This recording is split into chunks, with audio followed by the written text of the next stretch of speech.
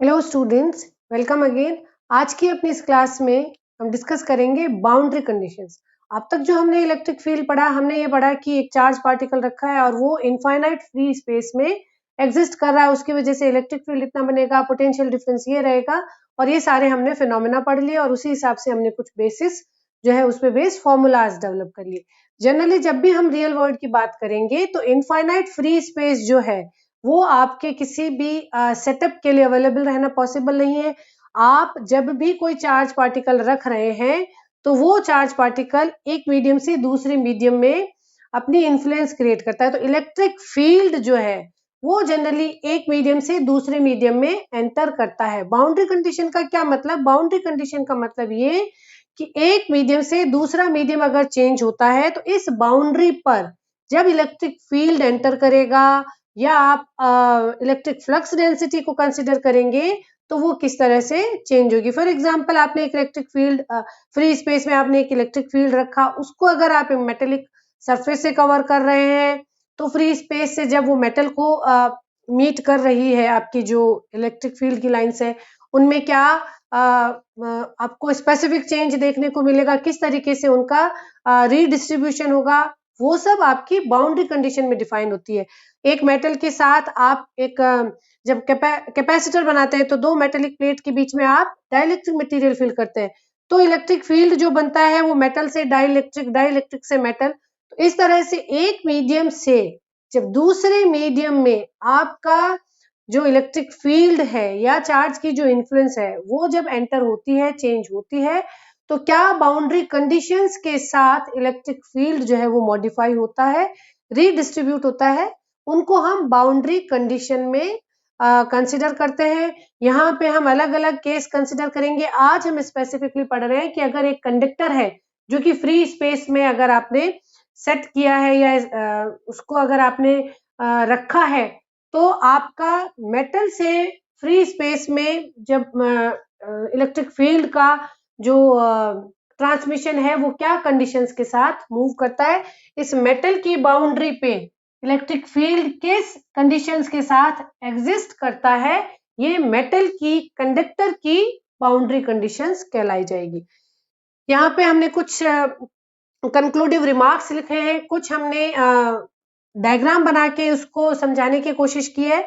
तो इस सब मैथमेटिकल को समझने से पहले आप कोशिश कीजिएगा कि अगर आप इसको विजुलाइज करने की कोशिश कीजिएगा कि अगर आपके पास एक सॉलिड, आपके पास एक मेटेलिक स्ट्रक्चर है, अगर आप किसी भी तरह से उस पे अगर आप चार्ज डिस्ट्रीब्यूट करते हैं या आप उसमें चार्ज इंड्यूस करते हैं, +5 कुलाम या -5 कुलाम, कुछ भी, अगर आप इसमें चार्ज जब भी आप इस पे इंड्यूस करेंगे तो मेटल में फ्री चार्ज कैरियर्स जो है वो बहुत लार्ज अमाउंट में एग्जिस्ट करते हैं, और ये जो चार्ज कैरियर्स हैं वो ऑलरेडी एग्जिस्टिंग चार्ज कैरियर की इन्फ्लुएंस में they are able to move, ये मूव कर सकते हैं। आपने जो +5 -5 कुलाम चार्ज जो इंड्यूस किया है वो उन free electrons, already free electrons भी एग्जिस्ट कर रहे हैं, they can move in this metallic surface.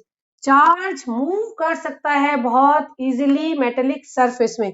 तो जब आप इस पे चार्ज इंड्यूस करते हैं तो ये चार्ज पार्टिकल्स, ये जो चार्ज है, ये एक दूसरे के इन्फ्लुएंस में फोर्स ऑफ रिपल्शन फेस करते हैं, फोर्स ऑफ रिपल्शन इनमें लगता है, और उस फोर्स ऑफ रिपल्शन की वजह से ये एक दूसरे से दूर जाने लगते हैं। ये तब तक दूर जाते हैं जब तक कि इनको मैक्सिमम पॉसिबल डिस्टेंस नहीं मिल जाती।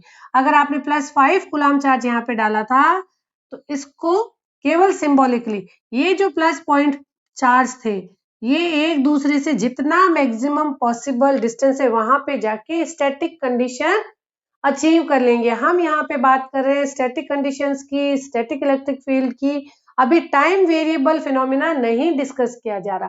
तो अगर आपने +5 कूलम या +5 आपने पॉइंट चार्जेस अगर मेटल में आपने प्लेस किए थे तो वो इस तरह से डिस्ट्रीब्यूट हो जाएंगे, वो सभी चार्ज पार्टिकल सरफेस पे आके एक स्टैटिक कंडीशन स्टेब्लिश कर लेंगे। उस कंडीशन में ये जो 5 आपने डाले वो यहाँ पे आके सेट होंगे और मेटल का जो ऑलरेडी अपना ओरिजिनल स्ट्रक्चर था जो कि चार्ज नहीं थी। मेटल में फ्री इलेक्ट्रॉन्स है लेकिन मेटल चार्ज नहीं होती। जितने फ्री इलेक्ट्रॉन्स हैं उसके वो सभी आपके जो न्यूक्लियस है उसके साथ number of electrons and protons are balanced out. Metal जो है कंडक्टर है, मेटल चार्ज पार्टिकल या चार्ज मटेरियल नहीं है, नेट चार्ज नहीं होता। आपने किसी वजह से अगर +5 चार्ज इस पे डाला तो वो इस तरह से डिस्ट्रीब्यूट हो जाएगा, मेटल अपनी ओरिजिनल स्टेट में मेंटेन रहेगी। तो आप ये ध्यान रखिएगा कि मेटल पे जब भी चार्ज का एग्जिस्टेंस है तो मेटल के इनसाइड में, मेटेलिक या कंडक्टर के इनसाइड में कोई भी चार्ज नहीं एग्जिस्ट करता, कोई चार्ज डेंसिटी एग्जिस्ट नहीं करती। जितना भी चार्ज है वो सरफेस पे डिस्ट्रीब्यूट हो जाएगा, ठीक, और ये सरफेस को एक इक्वल पोटेंशियल सरफेस बना देगा। जितना भी चार्ज है वो इस तरह से रीअरेंज होके हमेशा इस मेटल के, इस कंडक्टर के सरफेस से नॉर्मल आपका जो इलेक्ट्रिक फील्ड है या इलेक्ट्रिक फ्लक्स डेंसिटी है, या आप उसे डी, जिसे आप इलेक्ट्रिक फ्लक्स डेंसिटी या डिस्प्लेसमेंट फ्लक्स डेंसिटी जो भी बोले, वो इस तरह से मेटल के चारों तरफ एग्जिस्ट करेगी। तो ये हुआ है कि क्या फिनोमिना होता है, कैसे मेटल में, कंडक्टर में जब आप चार्ज डालते हैं तो वो कैसे एक स्टैटिक कंडीशन अचीव करता है। तो इस फिनोमिना को आप समराइज कर सकते हैं, static field intensity inside a conductor is 0, ठीक। इस कंडक्टर के अंदर कोई इलेक्ट्रिक फील्ड नहीं एग्जिस्ट करता। ये सारा जो आपने चार्ज डाला था ये इसके सरफेस पे, आउटर सरफेस पे, ये मैंने अंदर बनाया, इसका मतलब ये नहीं है कि मैम अंदर +1 चार्ज आ गया। दिस इज सिंपल रिप्रेजेंटेशन कि they are existing over the surface. Okay, surface पे आ गए हैं ये। ओके, यहाँ पे ये जो चार्ज दिखाया गया है ये बेसिकली सरफेस चार्ज का रिप्रेजेंटेशन है कि charge will come over the surface to maintain a equal distance to get a static condition, ठीक। तो static condition में कंडक्टर के अंदर कोई भी चार्ज नहीं रहता, सॉरी, इलेक्ट्रिक फील्ड इंटेंसिटी नहीं एग्जिस्ट करती। चार्ज है तो इलेक्ट्रिक फील्ड होगा, अगर अंदर चार्ज है ही नहीं तो इलेक्ट्रिक फील्ड नहीं एग्जिस्ट करेगा। Static field intensity at the surface is always normal to the surface.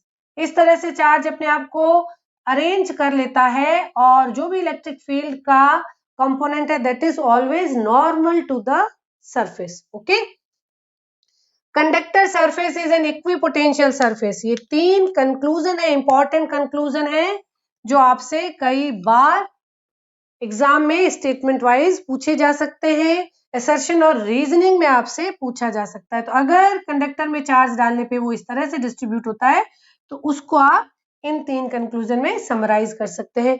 आप यहाँ पे इसी फिनोमिना पे बेस्ड और इसी पे बेस्ड हम बाउंड्री कंडीशंस का कंक्लूजन भी विड्रॉ करेंगे जो ये कहती है कि tangential component of electric field will be 0 when a conductor and a free space are having a common boundary.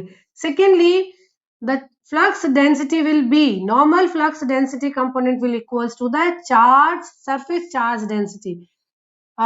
Flux density coulomb per meter square will equal to, यहाँ पे जो चार्ज डिस्ट्रीब्यूट हुआ है coulomb per meter square उसके बराबर होगी, ठीक है। तो आप यहाँ पे सिंपल सा अपना जो आप बेसिक इलेक्ट्रोस्टैटिक्स में पढ़ चुके हैं उनको लगा के ये 2 बाउंड्री कंडीशंस कंक्लूड कर सकते हैं। पहला क्या बोलता है, E dot dl over a close surface will be 0।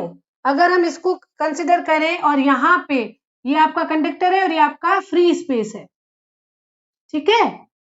अगर आप इस close loop line integration of E dot dl को यहाँ कंसिडर करें तो आप यहाँ देखिए ये क्या है, ET डेल्टा W, ये इंटीग्रेशन ये हो गया। फिर यहाँ पे आपका E नॉर्मल, ओके, आप इस डायरेक्शन में माइनस अगर इसे कंसिडर करें माइनस EN, अंदर तो कोई इलेक्ट्रिक फील्ड कंसिस्ट ही नहीं करेगा तो यहां तक ही आपका इलेक्ट्रिक फील्ड होगा डेल्टा H/2, ओके। यहाँ पे आपका ये कंपोनेंट 0 हो गया है, सॉरी इसकी डायरेक्शन ये होगी, ओके। और अगर आप फिर इसको कंसिडर करते हैं यहाँ पे ये आपका इस line integral, this line integral will be 0 because ET inside the conductor is always 0, ये 0 है। और अगर ये EN डेल्टा H था तो ये आपका plus En delta H by 2। ये टोटल डेल्टा H है, तो ये अगर हम हाफ लेंथ अगर यहां तक कंसिडर कर रहे हैं तो बात करें, इधर तो 0 है ना, केवल इस तक आप कंसिडर करेंगे। तो अगर आपका ये लाइन इंटीग्रेशन इधर और इधर वाला सम अगर 0 दे रहा है, ये अगर सम 0 दे रहा है, तो आपको क्या कंक्लूजन निकल रहा है? ET delta W will be 0। What does it mean? ET will be 0. Tangential component of electric field will be 0. What does it say? It says E will be E normal. जितना electric field है वो normal component में exist करेगा। तो हमने यहाँ पे समझा मैथमेटिकली समझा कि ET शुड बी 0। आप इसे कंसेप्चुअली भी समझ सकते हैं कि अगर आपके कंडक्टर के सरफेस पे टेंजेंशियल इलेक्ट्रिक फील्ड है, तो ये सरफेस चार्ज को पे फोर्स लगाएगा और सरफेस चार्ज आपका मूव करने लगेगा, जो कि करंट फ्लो की एग्जिस्टेंस को रिफ्लेक्ट करता है। अगर आपने कोई बाहर से एक्सटर्नल सोर्स नहीं लगाया है तो करंट फ्लो नहीं हो सकती। There can not be charge flow without any external source. Tangential component की एग्जिस्टेंस जो है वो हमारे बेसिक जो कंजर्वेशन ऑफ एनर्जी है उसको वायलेशन का एक फिनोमिना क्रिएट करता है। इसे मेंटेन करने के लिए ET should be always 0। Tangential component जो है वो मेटल या कंडक्टर के सरफेस पे हमेशा 0 होना चाहिए, ताकि इस स्टैटिक चार्ज सेटअप पे कोई फोर्स ना लगे और ये चार्ज मूव ना करे। ओके, तो ये हुआ आपका पहला बाउंड्री कंडीशन।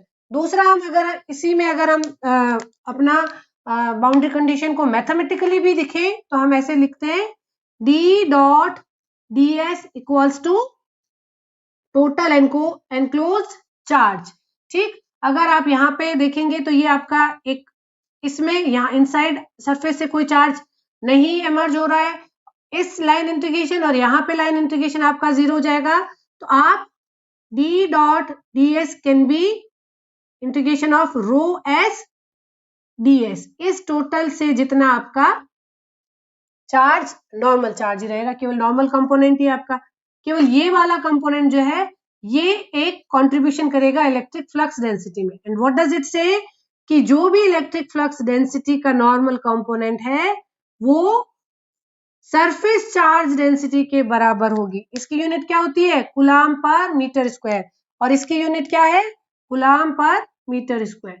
वैसे भी हम समझ सकते हैं कि जो हमने चार्ज इंड्यूस किया था वो सरफेस पे आ गया और उसने इक्वल डिस्ट्रीब्यूशन अपने आप में सेटअप कर लिया, फिर कूलाम पर मीटर स्क्वायर आपकी चार्ज सरफेस चार्ज डेंसिटी बन गई। यही surface charge density flux density को रिफ्लेक्ट करेगी। तो there will be always normal flux density component that will equal to the surface charge density. तो ये दो इंपॉर्टेंट बाउंड्री कंडीशंस हैं जब हम कंसिडर करते हैं एक कंडक्टर और एक फ्री स्पेस का इंटरेक्शन। आई होप मैं आपको बहुत सिंपल मैनर में ये दो बाउंड्री कंडीशन समझा पाई हूँ। इनको हमें एग्जामिनेशन पॉइंट ऑफ व्यू से बहुत इम्पोर्टेंटली समझना और याद करना होगा, एज वेल एज न्यूमेरिकल बनेंगे। और जब हम इलेक्ट्रिक फील्ड का एक मीडियम से दूसरे मीडियम में ट्रांजिशन पढ़ेंगे तब भी हमें मीडियम की जो स्पेसिफिकेशंस है उनको ध्यान में रख के ई कंपोनेंट्स और आपका जो फ्लक्स डेंसिटी कंपोनेंट है वो कैलकुलेट करते रहना होता है। So I hope boundary conditions for a conductor and free space is very clear to you. हम इसी तरह से दूसरी बाउंड्री कंडीशंस को अपने अपकमिंग वीडियो में डिस्कस करेंगे। Keep learning, keep watching. Thank you.